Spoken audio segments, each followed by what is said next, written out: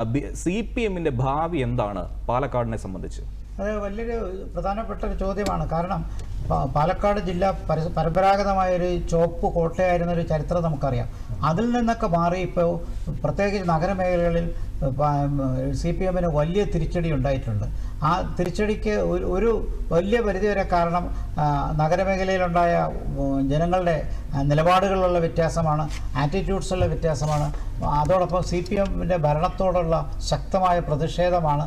അത് ചേലക്കരയിൽ കാണുന്നില്ല എന്നുള്ളത് നമുക്ക് വ്യക്തമാണ്. ഇത് നമ്മൾ പ്രതീക്ഷിച്ചിരുന്നതാണ്.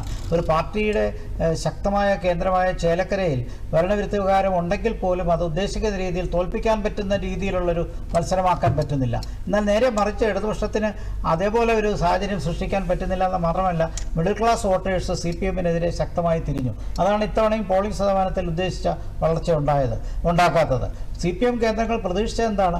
സരിനെ കൊണ്ടുവരുമ്പോൾ കോൺഗ്രസിൽ ഒരു ഭാഗം വോട്ടും കൂടി വരും.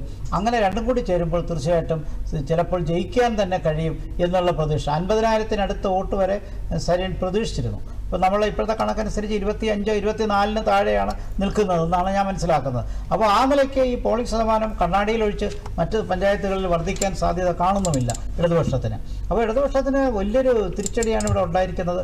പാർട്ടിക്കകത്ത് തന്നെ സ്ഥാനാർത്ഥിയെ നിശ്ചയിച്ചതിൽ ആക്ഷേപമുണ്ടായി.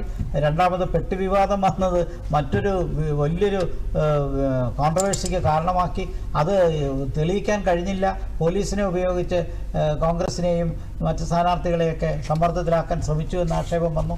ഇതെല്ലാത്തിനും പുറമെ സുപ്രഭാതം പത്രത്തിലും മറ്റും വന്ന പരസ്യം അത് സരിൻ തരംഗമാണെന്നും അതോടൊപ്പം തന്നെ സന്ദീപ് വാര്യർ പോയതുമായി കൂട്ടിക്കെട്ടി തങ്ങളിനെയും മറ്റ് പാണക്കാട് തങ്ങളിനെയും മറ്റും ആക്ഷേപിച്ചുള്ള വർത്തമാനം പറഞ്ഞതൊക്കെ വലിയ വലിയ വിവാദങ്ങളുണ്ടാക്കി. അപ്പോൾ ന്യൂനപക്ഷത്തിൽ നിന്ന് വോട്ടുകൾ നഷ്ടപ്പെട്ടു എന്ന് CPM-ന് മനസ്സിലാക്കാം ഈ സാഹചര്യത്തിൽ.